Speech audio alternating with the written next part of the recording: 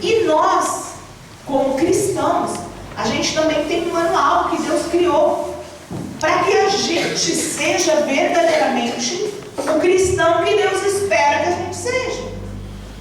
E esse manual de instruções são os mandamentos de Deus. E é o que nós vamos falar agora. Nós vamos fazer o seguinte, nós vamos falar sobre os 10 mandamentos. Esses mandamentos foram entregues a Moisés lá atrás, quando o povo saiu do Egito, porque Deus livrou eles, que eles viviam, encarcerados, eles viviam ali como escravos, trabalhando, para o Egito. Deus livrou o povo, e aí Deus fala assim, agora esse povo vai ter que seguir algumas coisas, porque senão aquele povo estava acostumado a viver no meio de um lugar todo errante, que era ali o Egito. Então Deus entregou para Moisés esse manual de instruções. Eu gostaria que você prestasse bastante atenção, amém? Amém. Primeiro mandamento, que você pode acompanhar aí, vai estar também escrito: não tenha outros deuses diante de mim. Gente, isso é um mandamento. Isso é um manual. Isso está escrito no manual. Você quer ser um cristão? Você quer ser uma pessoa de Deus? Você quer ser uma pessoa bem-sucedida, um filho de Deus? Então você não vai ter outros deuses. Você não vai ter outros deuses. Você vai apenas adorar quem? Ao Deus vivo. Ao Deus que nos criou. Qualquer outro Deus que não é o Criador não deve ser adorado. Tá certo? Esse é o primeiro ponto. Tá claro aqui? Não é difícil de compreender, Não pode ter outros deuses. Quando a gente fala deuses, nesse caso, qualquer coisa que a gente coloca na frente de Deus. Não é só, por exemplo, falar assim, é o Buda. Não. Um cantor, um influencer, qualquer outra pessoa ali que você vai colocar na frente de Deus. Sabe aquelas pessoas que endeusam, a pessoa grita, tem emoção. Aqui, já está deixando claro que seria, apenas adoração ao Deus vivo. Tá certo? Segundo, não faça para você imagem de escultura, nem semelhança alguma do que há em cima no céu, nem embaixo na terra, nem nas águas, nem debaixo da terra. Então, aqui está propriamente falando sobre imagens. Que a gente deve se prostrar diante de imagens? Não. Adorar? Não. Até a imagem do Senhor Jesus. Porque ninguém nem sabe como o Senhor Jesus era. Eles fizeram uma imagem do Senhor Jesus loiro dos olhos azuis. Às vezes as pessoas estão lá, se prostram, criam a imagem de um crucifixo com um homem lá pendurado. Nem é Jesus nem nada. Às vezes você recebe um videozinho, está lá um Jesus que você fala assim, opa, isso daí não é Jesus não. A gente precisa tomar cuidado com essa questão de imagem. Porque às vezes você fala, eu não adoro daquele jeito, mas aí às vezes tem uma brecha aqui. Então, tomem muito cuidado. Essa questão da gente não adorar outros deuses, não fazer imagem, está bem aqui no início do nosso manual. 3. Não tome o nome do Senhor, seu Deus, em vão. Porque o Senhor não deixará impune aquele que tomar o seu nome em vão. Isso é muito sério. O que é tomar o nome do Senhor em vão? Usar o nome de Deus para coisas ilícitas, para blasfemar. Quantas igrejas, quantas pessoas por aí usam o nome de Deus para enriquecer, para tirar dinheiro das pessoas? Muita gente usando o nome de Deus, pregando, pegando versículo bíblico para justificar o pecado que quer fazer. Aí pega um versículo isolado, sem contexto. E aí a pessoa fala, olha, para justificar algo que ela quer fazer. Então, a gente precisa tomar muito cuidado, porque Deus, Ele gosta disso. Ele fala que não deixará impune aquele que tomar o seu santo nome em vão. Então, a gente precisa estar atento a isso, tá, pessoal? Outra coisa, coloca aí para mim. Lembre-se do dia de sábado para o santificar. Esse é o mandamento, e aqui ele dá uma continuada. Quem tiver com a Bíblia aberta, lá no 9 pode acompanhar comigo. Fala assim: mas o sétimo dia é o dedicado ao Senhor, seu Deus. Não faça nenhum trabalho nesse dia. Nem você, nem seu filho, nem sua filha, nem seu servo, nem sua serva, nem seu animal, nem o estrangeiro das suas portas para dentro. Porque em 6 dias o Senhor fez os céus e a terra, o mar e tudo que neles há. E ao 7º dia Ele descansou. Por isso o Senhor abençoou e o santificou. E é muito interessante, porque aqui ele está falando propriamente do sábado, né? Porque o Senhor, Ele trabalhou 6 dias, e no 7º dia Ele descansou. E isso é uma lição para a gente. Não propriamente o dia da semana em si, mas compreender que não se vive apenas de trabalho. Se vive apenas de trabalho, gente? Deus, até Deus, sendo Deus Todo-Poderoso, Ele parou para descansar. E na verdade esse descanso, foi o desfrutar. Porque cada coisa que Ele fazia, Ele parava e olhava e falava assim: isso é bom. O Senhor via que aquilo que Ele fazia era bom. Então, mais do que o descansar, que às vezes você acha que o descansar é ficar dormindo, né? Você acha que Deus descansou, Ele ficou dormindo. Não, gente. Deus, Ele não dorme. Deus, Ele desfrutou daquilo que Ele fez. Deus fez isso, mas você às vezes quer ser o super-homem de trabalhar de segunda a segunda, e aí você não separa um dia, no nosso caso é o domingo, aqui na nossa cultura é o domingo, né? O dia do descanso, ou um dia da semana que seja o dia do descanso, para você desfrutar. Porque você trabalha, mas você não desfruta. Muita gente é assim, só trabalha e não desfruta, mas é a ordem do Senhor desfrutar. E esse dia que o Senhor santifica, né, esse dia da semana, que depois da gente trabalhar, a gente deve descansar, desfrutar, esse dia é o dia que a gente tem que consagrar nossa vida ao Senhor. De domingo a gente tem um culto aqui de manhã. Muita gente não prioriza, por exemplo, o culto de manhã.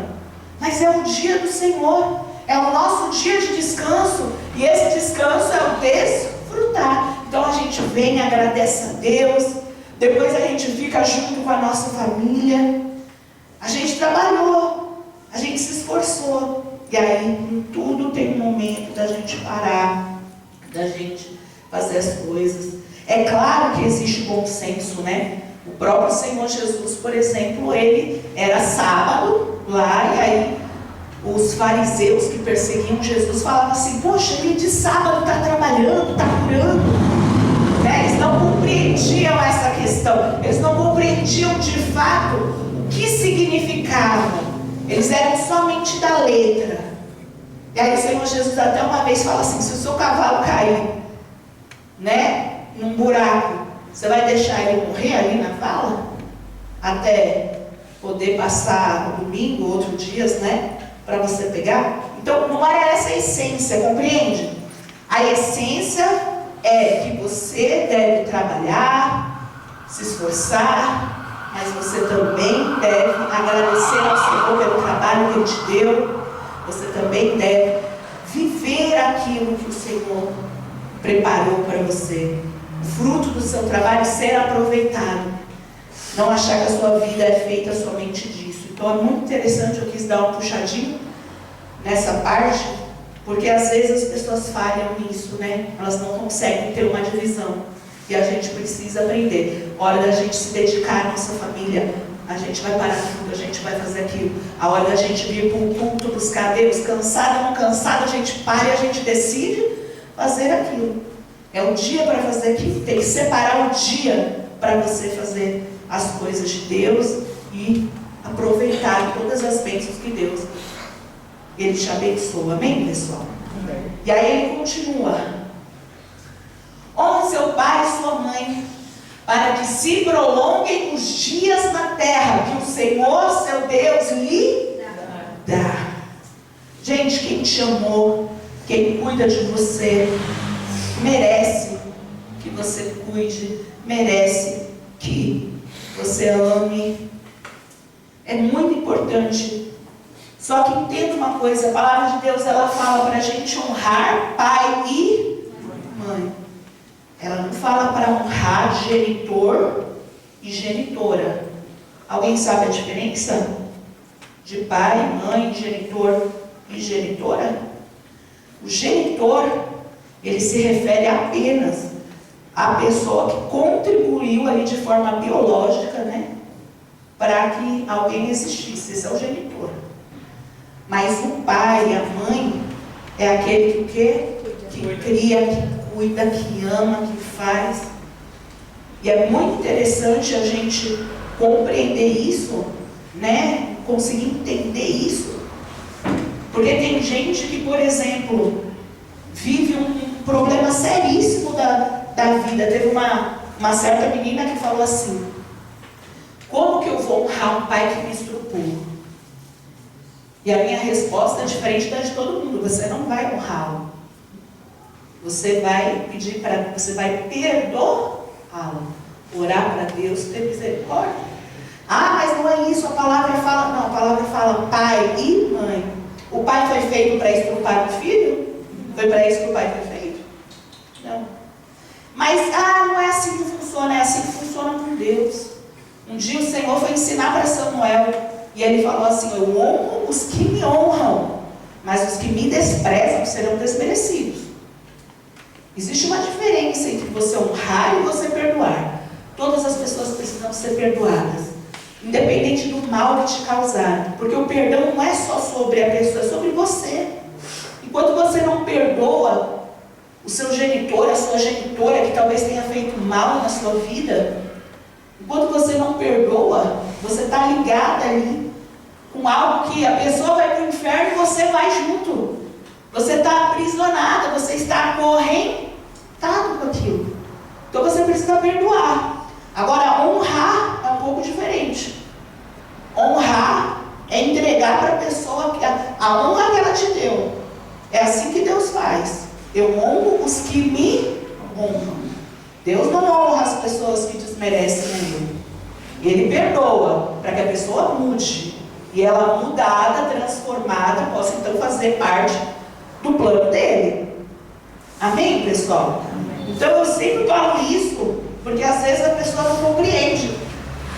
E aí eu já vi uma situação de uma pessoa que se matou, porque o pastor pega, não, você tem que honrar o seu pai, porque senão você vai para o inferno.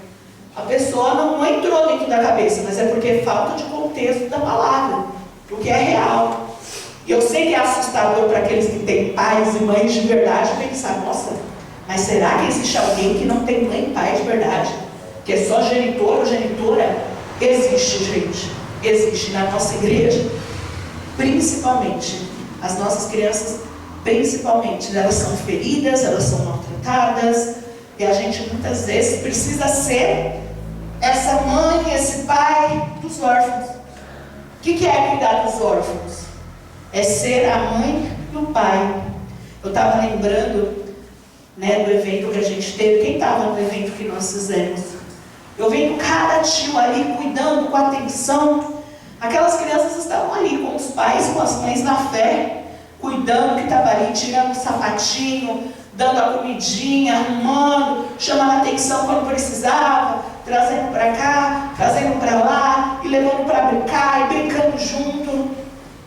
Então veja que ser pai e mãe é muito além de ser genitor ou genitor.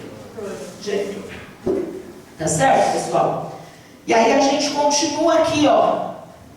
Faço, não mate. Eu decorei como não matarás, que é a minha versão da minha Bíblia, era mais... Não matarás. É difícil isso? Hã? É difícil não matar? Não mate. Aqui o Senhor está falando de forma física, mas eu quero dizer que muitas pessoas já morrem antes mesmo de serem mortas de forma física. Eu já vi, por exemplo, maridos que antes de matar a mulher de forma física, primeiro matou a alma, primeiro matou os sonhos, matou a autoestima. Como? Falando, brigando, xingando, sendo tóxico. Então, cuidado, se não matarás, a gente tem que guardar o nosso coração como? De nenhuma forma. Eu não devo matar nem de forma física, nem de forma física e nem de forma emocional. Amém, pessoal? Você consegue compreender ou é difícil? Compreenda. Compreendo, não matarás, porque talvez você veja e você fala assim, não, essa não é para mim, viu, pastora? Mas às vezes uma palavra que sai da sua boca, ela é como uma flecha que alcança uma pessoa e ela mata ali algo na pessoa. A própria palavra fala da nossa língua. Fala que ela pode incendiar uma floresta. Olha só, a nossa língua pode incendiar uma floresta. E aonde tem incêndio tem morte. Então, vamos tomar cuidado com a nossa língua, com o que a gente fala. Amém? Para a gente não matar, nem matar os sonhos das pessoas que a gente ama. Vamos pensar nas nossas atitudes. 7. Não cometa adultério. O que é adultério? Traição, né? Você, por exemplo, é casado e você vai trair o seu esposo, sua esposa, com outra pessoa. É interessante que isso aqui está no mesmo patamar do não matarás. Está no mesmo patamar. Tem muita gente que fala assim, eu jamais seria capaz de matar uma pessoa. Mas aí ela atrai. E aí ela não sabe que para Deus, ela está onde? No mesmo nível. Está no mesmo manual, gente. Consegue compreender aqui, ó? Não matarás, no mesmo manual do não cometer adultério. Está no mesmo nível. Então cuidado. Porque o que eu vejo de pessoas que julgam a pessoa que é um assassino, mas ela assassina o seu relacionamento. Ela assassina a confiança do seu marido, da sua esposa. Por isso que está aqui, ó, no mesmo patamar. Ela assassina de outra forma. E eu sou bem além de tudo, né? Que eu não olho só ali ó, igual o cavalo, eu olho de verdade. Você não trai só sua esposa quando você se deita com outra mulher. Se você assiste pornografia e você tem prazer no seu celular, você está traindo a sua esposa da mesma forma? Sim ou não? Ou melhor, sim ou sim? Sim. Sim ou sim? Sim. Sim. Então, que a gente preste muita atenção. O que é adultério para você? É traição. Todo tipo de traição. Eu costumo virar para as pessoas e eu falo a fundo. Eu já vi casamento que, fulano bate na fulana. Eu não vou virar para fulano e falar assim, não, aguenta firme aí, que é o teu... É a tua cruz. É o quê? A cruz. A tua prova. Porque você vai apanhar bastante para você ser aprovada, mas você vai estar fazendo a palavra de Deus. Gente, pelo amor de Deus, se adultério é traição. A traição acontece quando no altar uma pessoa promete amar, cuidar e respeitar e acabou o respeito. Então, olha como é sério isso. Olha como é sério. Eu não viro para uma mulher que apanha com o marido e fala assim, aguenta firme. Porque é o que muita gente fala assim, não, Deus não ama a separação. Não, a pessoa não conhece Deus em sua verdade. Então a gente precisa estar até todo tipo de traição. Eu conheço pessoas que adulteraram a sua fé. Um dia elas tinham a fé, e aí o mundo foi adicionando coisas, e elas se perderam no meio do caminho. Ela permitiu que o diabo adicionasse coisas à fé dela. Hoje a fé dela é toda perdida. Então pensa bem qual tipo de adultério que você possa estar vivendo, porque Deus quer te tirar disso. Amém, pessoal? 8. Não furte. O que é furtar? Roubar, né? Então, não furte. Eu decorei como não roubarás. E eu vou te falar uma coisa. Está tudo ali no mesmo patamar. Olha que coisa. A traição, a morte, matar, está tudo no mesmo patamar. A gente não pode ser desse jeito. Os adolescentes, as crianças já tem que desde cedo já aprender. Ah, mas é o lápis do meu amigo. Não. Aprende a não pegar aquilo que não é seu. Se é do outro, é sagrado.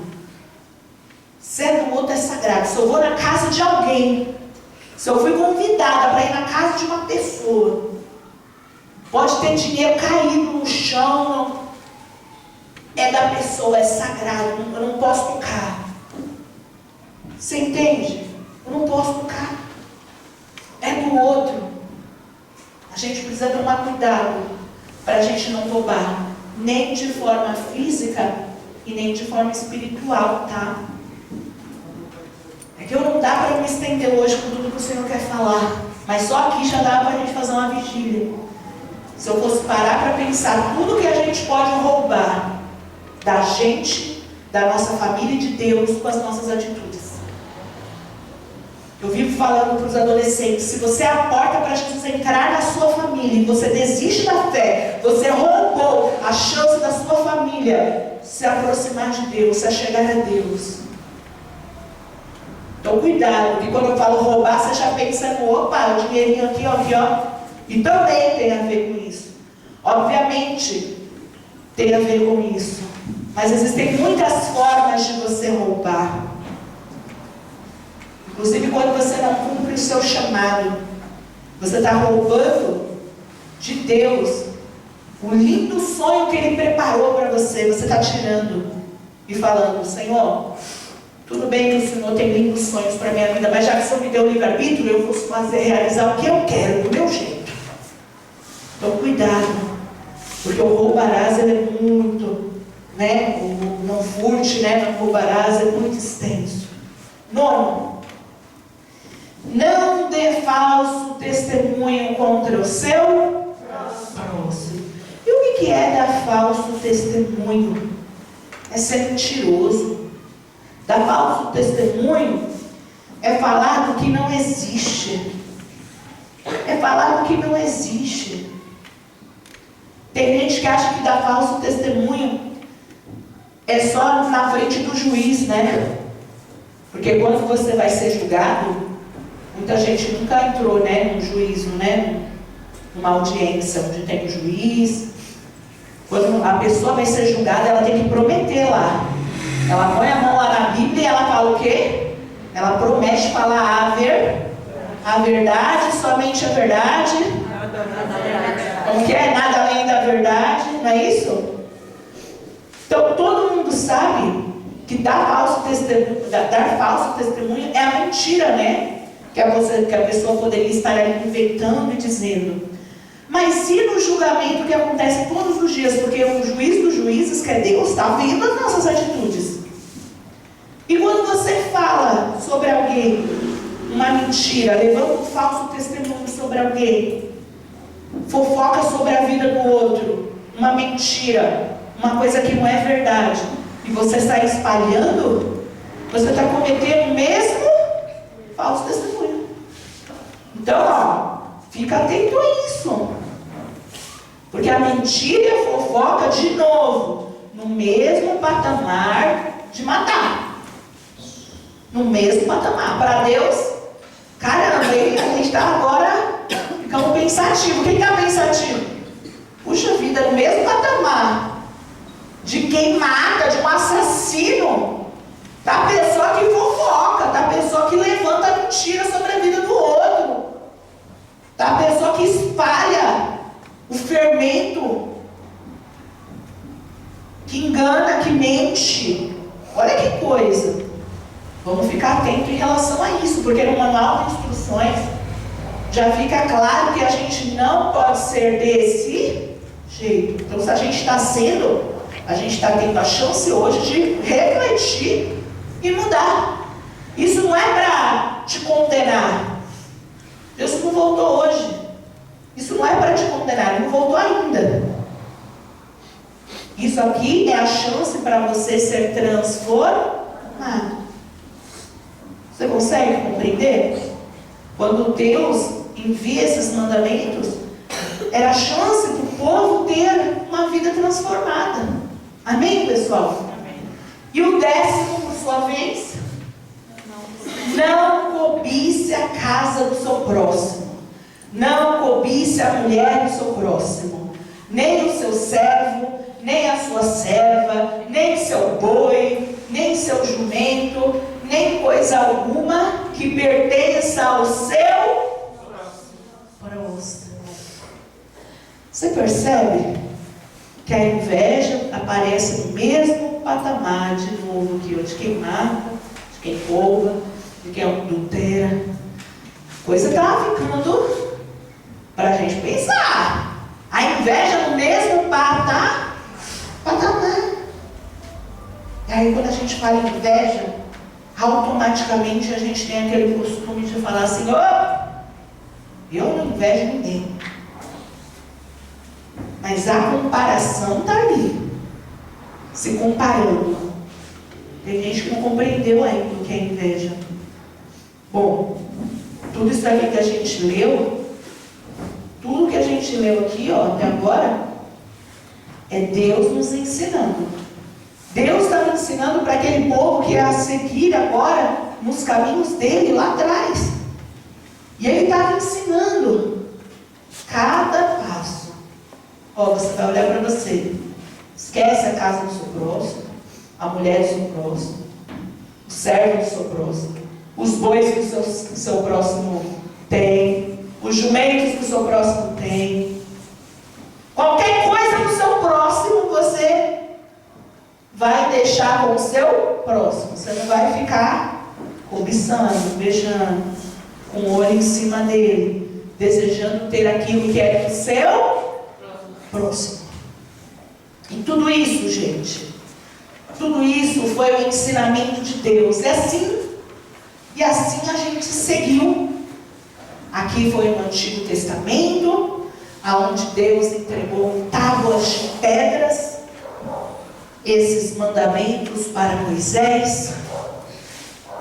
Só que tem uma coisa: o tempo passou e muitos homens faziam desse mandamento como um cavalo. Pegavam esse mandamento e criavam como uma religiosidade. Não era algo profundo, era algo religioso. E aí a gente vai lá para Jesus, aonde lá no Novo Testamento, aqui foi no Antigo Testamento, lembra? E aí lá no Novo Testamento acontece uma situação. Os fariseus, todo mundo já sabe quem eram os fariseus, né? Os perseguidores de Jesus, aqueles hipócritas que viviam uma vida de teatro, que pareciam ser muito santinhos, pareciam ser muito maravilhosos em tudo que faziam, mas na verdade o coração deles estava longe de Deus. Era só na frente das pessoas que eles faziam. O Senhor Jesus até cita o exemplo de que nas praças orava alto para todo mundo ouvir. Depois ia para a casa da viúva pecar. Pois ia se colocar na casa da viúva lá. Então, os fariseus eram os homens que cercavam o Senhor Jesus e queriam por todo jeito fazer o Senhor Jesus dar uma escorregada. E um Um dia eles chegaram a Jesus e falaram assim: Jesus, qual é? Coloca aqui para mim. Olha o que eles falaram. Mestre, nem Jesus, porque eles eram fariseus, né? Então eles tinham que parecer que eles estavam ali, né, muito próximos de Jesus e acreditando em Jesus. Então eles chamaram o quê? Mestre.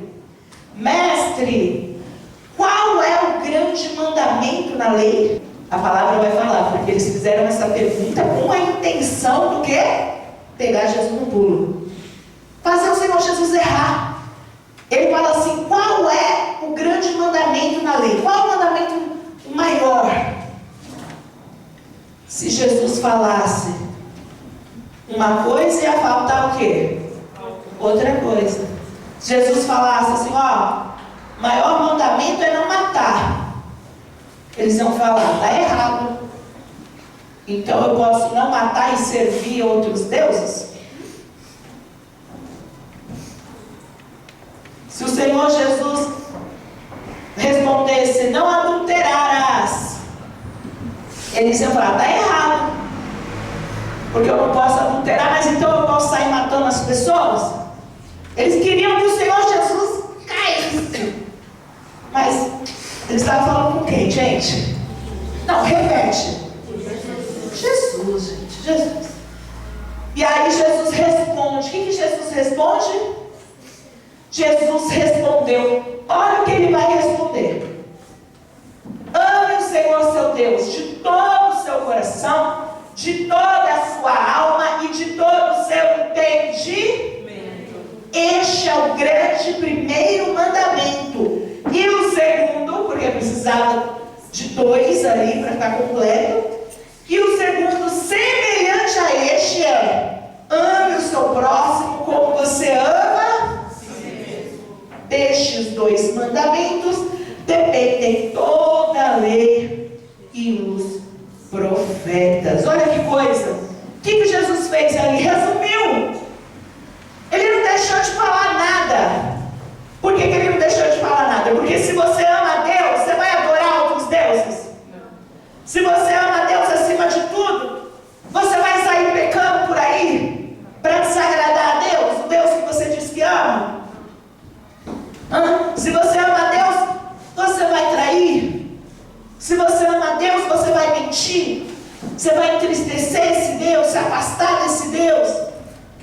Então o primeiro mandamento é amar a Deus acima de tudo, com toda a sua alma, de todo o seu coração e com todo o seu entendimento. Lembra? Com o seu entendimento. Lembra que tem que estar aqui na nossa cabeça? Se você amar o Senhor com o seu entendimento, com todo o seu coração, de toda a sua alma, você não vai fazer nada de errado que possa entristecer o Senhor. Você vai fazer tudo de melhor que você puder, porque você quer agradar a Deus. A mesma coisa o próximo. Se você ama o próximo, o que vai acontecer? Você não vai fazer com o próximo aquilo que você não quer que faça com você. Se você amar o próximo como você ama você, você não vai fazer com o próximo as coisas que você não quer que faça com você. É ou não é? Eu vou trair? Eu vou trair? Não, eu não quero ser traído, então eu não vou trair.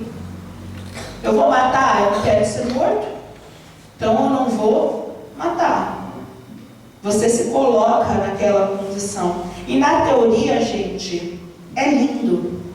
Na teoria é assim que tem que funcionar. Mas você vai precisar entender agora 2 segredinhos para isso funcionar na sua vida.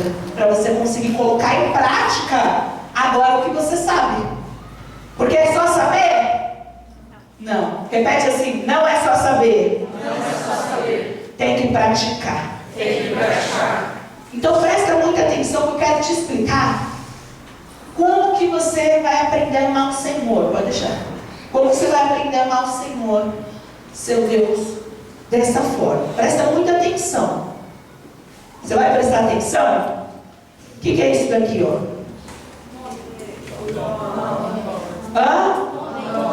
Dólar. Por que eu tenho esse $1 aqui? Eu trouxe esse $1 para ilustrar uma entrevista que aconteceu. Um dia, entrevistaram um especialista na falsificação de cédulas, né, de notas de dólar. Ele foi para entrevista para a TV, e aí, olha o que aconteceu. Numa distância longa ali, uma boa distância, ele já olhava e falava assim: opa, é falsa. E aí eles colocavam outra nota lá e ele olhava: é o quê? Segura aí, Gabriel, vai ficar mais bonito na visão. Não, segura certo porque eu tenho chique. Não dá, né?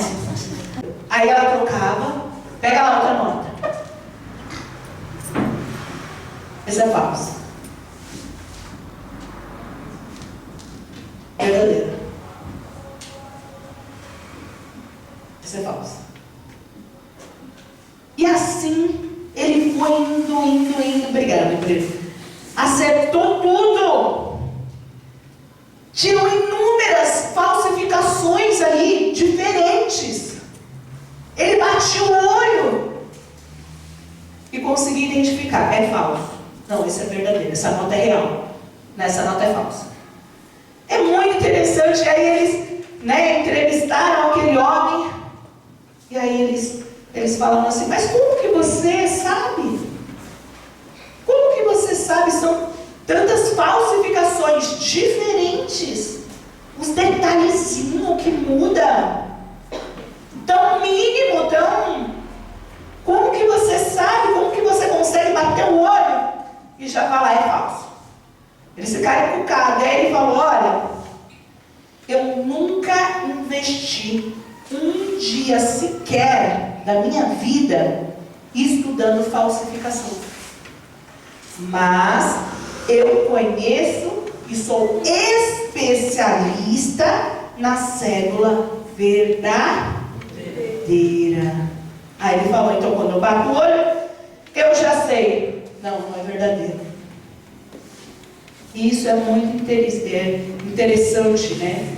A gente precisa entender isso. Coloca aqui para mim, Brena. O segredo para amar a Deus é conhecê-lo de verdade. Olha só que coisa. O segredo para cumprir os mandamentos de Deus é amá-lo de verdade. Mas para eu amar a Deus, eu preciso conhecer a Deus. Se eu conhecer a Deus de verdade, eu vou amá-lo.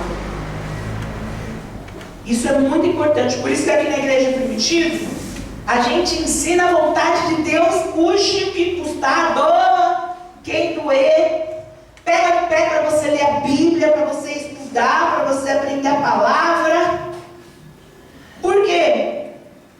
A gente quer que você consiga olhar e identificar. E quando você se deparar com algo diferente do que é a vontade de Deus, você poder perceber: essa não é verdade. Essa não é verdade. Da mesma forma como o especialista ali que estudou para reconhecer o que era verdade, ele sabia o que era mentira, só de olhar de uma certa distância ele já falava: isso daí não é real. A gente precisa ler a Bíblia para conhecer a Deus, a vontade de Deus, de tal forma que a gente consiga olhar tudo que esse mundo quer nos oferecer, que em muitas situações a gente não vai deixar de estar expostos à mentira do diabo. A mentira do diabo vai estar o tempo todo ali, correndo. A gente não vai deixar de estar expostos à mentira que o diabo conta. mas a gente pode encher o nosso coração com a verdade. A gente pode encher o nosso coração com a verdade. Por isso que a Bíblia diz: conhecereis a verdade, e a verdade? Porque com a verdade você está livre. Porque quando você conhece a verdade, você está liberto, você está livre. Quando você conhece a verdade, você conhece a vontade de Deus. Você entende? E é só conhecendo a Deus que você pode amá-lo. Você ama uma pessoa que você nunca nem viu na vida? Ah, eu amo uma pessoa que eu nem sei quem é. Não. Para amar você tem que conhecer. Para amar você tem que conhecer, você tem que estar junto, conversar, ter uma aproximação. Não é isso? O amor não é assim? É ou não é, pessoal? Como que você vai amar algo que você não conhece? Aí que está o segredo. Você diz que, tá, eu sei, pastor, o mandamento é amar a Deus sobre todas as coisas, mas eu não amo. Porque na hora que vem o pecado, eu pego. E aí que mora o segredinho. Você tem que conhecer a Deus. Lê a palavra, não falta nos cultos. Ouve louvores, esteja envolvido, ora. Esteja envolvido com Deus, para conhecer a Deus. E ao conhecer, aí você ama. Quando você conhece, você ama. Agora você não ama o que você não conhece. Se você não conhece a Deus, não adianta, você não ama. Você consegue entender isso, gente? Quem consegue entender? Então, o segredo, para você amar a Deus é conhecê-lo de verdade. Esse é o primeiro segredo que eu queria te falar. Agora vamos sobre o segundo segredo, que é sobre o segundo mandamento, O mandamento de amar o próximo como a quem? O problema de amar o próximo não é amar. O problema é o próximo. Quem concorda? Gente? Você já percebeu uma coisa? Você é o próximo do próximo.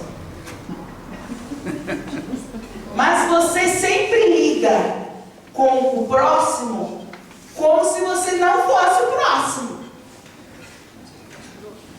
Tá estranho? Tá dando para entender? Sim ou não? Sim. Como se você também não fosse o problema de alguém. Como se você também não fosse a crise de alguém. Como se você também não fosse a irritação de alguém. Não se olhe. Estou vendo muitas indiretas aqui. Como se você não fosse o motivo do mau humor de alguém. Do teu próximo. Eu estava hoje reclamando de um cliente. Muito. Eu falei, cara chato. Chato demais. Vou falar para ele que eu não quero vender para ele, não. O cara chato. Aí eu vi, olhei bem a mensagem dele lá, chorando, pedindo desconto. Aí eu falei, é igual eu.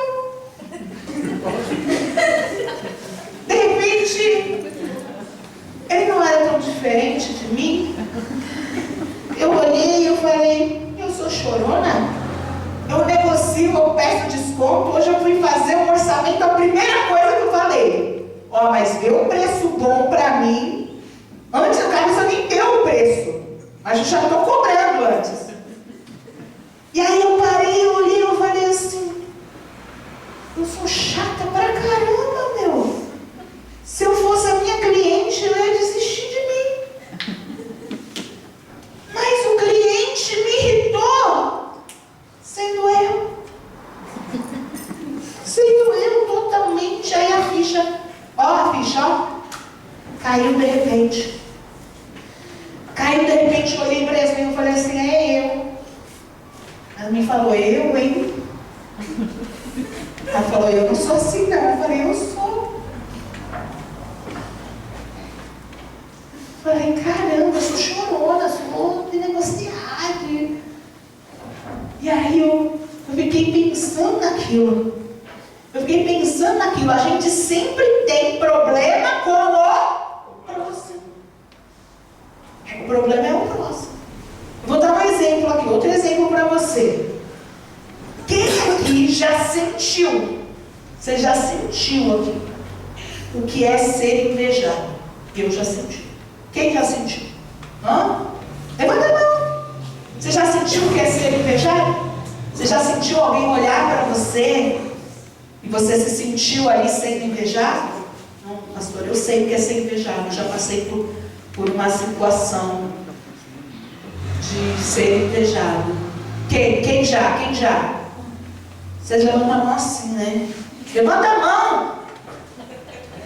Levanta a mão quem já sentiu que você é invejado. Levanta a mão quem nunca sentiu.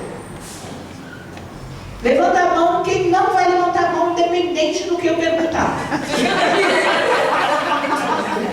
Não, só para eu saber, assim. Porque teve um pessoal que não levantou a mão nem no começo, a maioria já sentiu isso, né? Poucos não sentiram. A maioria sentiu. Levanta a mão quem sentiu. Né? Sentiu?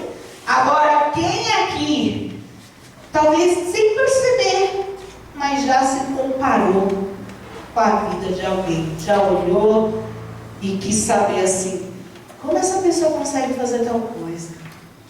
Pô, mas esse negócio que essa pessoa tem é legal, né? Pô, mas essa pessoa faz isso, faz aquilo. Quem aqui se comparou? Quem aqui já invejou? Levanta a mão. Poucas mãos, né? Poucas mãos. Agora as mãos não batem aí, né? Agora ficou menos mãos agora. A conta não fecha. Primeiro, todo mundo levantou a mão. Depois, a maioria não levanta a mão. A conta não fecha porque você sempre vai conseguir ver você sendo atingido pelo próximo. Mas você nunca consegue ver quando você está sendo quem atinge.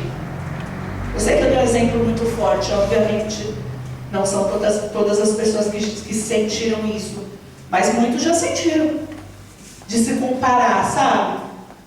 E sem você perceber a inveja.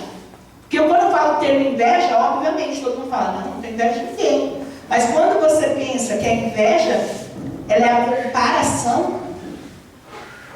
É a comparação, é se comparar, querer saber como o outro consegue.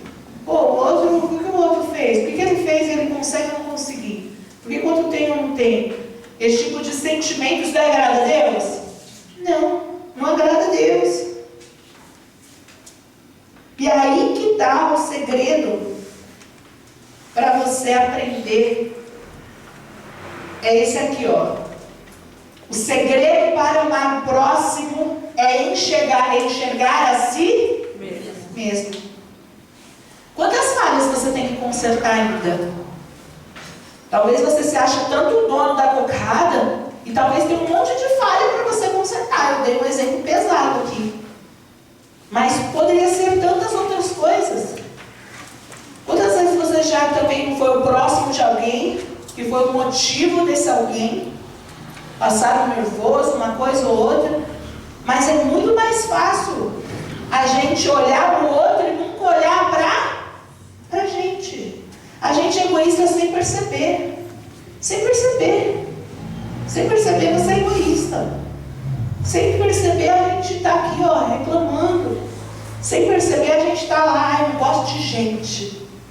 Mas quando é em relação a você, você quer que todo mundo tenha paciência com você. Você não tem paciência com ninguém. Mas quando é com você, você quer que todo mundo tenha paciência. Você não gosta que as pessoas não tenham paciência com você. Tem gente que não trata bem as pessoas. Mas quando é com ela gosta que as pessoas o quê? Trate bem, respeite. Então para pensar. Para pensar no que o Senhor quer nos ensinar.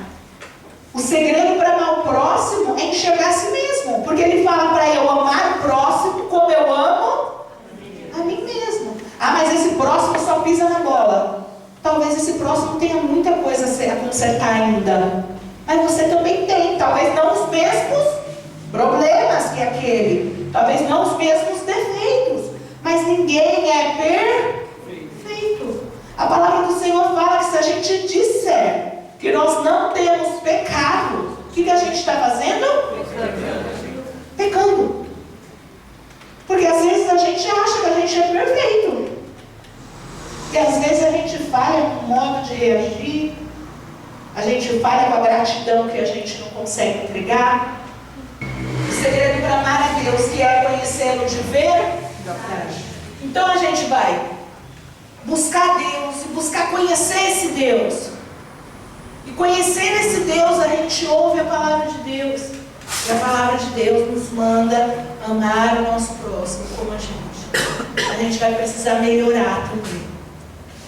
Deus hoje não nos chama para nos condenar. Ele nos chama para a gente melhorar, para nos transformar. É aquela famosa pregação de te deixar desconfortável. Porque o confortável é quando você não precisa mudar. O desconfortável é quando você tem que refletir e falar assim, não, eu tenho coisas a melhorar. Eu tenho que fazer isso. Deus espera que eu faça isso. Amém, pessoal? Amém. Se você quer seguir, se você quer sair daqui com essa visão, se você quer sair daqui com esse entendimento de, poxa, eu vou melhorar minhas atitudes, eu vou ter paciência com o outro, eu vou começar a perceber as minhas ações. Porque tem gente que eu estou aqui pregando, e aí fica entre os olhares, essa pregação é para você. Vamos falar, essa pregação é para você. E às vezes essa pregação é para quem?